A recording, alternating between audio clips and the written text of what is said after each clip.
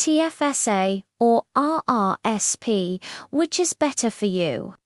If you're new to Canada, this question is huge.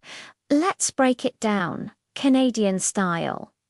On the left, we have TFSA, the tax-free savings account.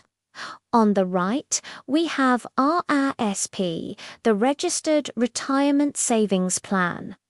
With a TFSA, you put in money and it grows tax-free.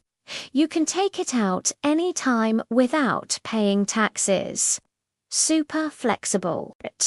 With an RRSP, your contributions reduce your taxable income today. Great if you're earning a high salary. But when you take it out later, you'll pay taxes.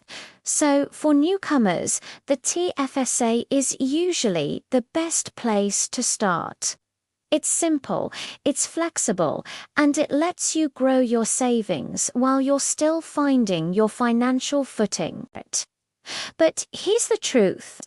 It's not about TFSA or RRSP. Eventually, you'll want both. TFSA for flexibility now, RRSP for retirement later. If you want to dive deeper into stuff like this, just smash that subscribe button.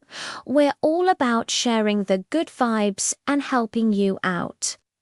Just a heads up, this is for educational purposes only, not financial advice.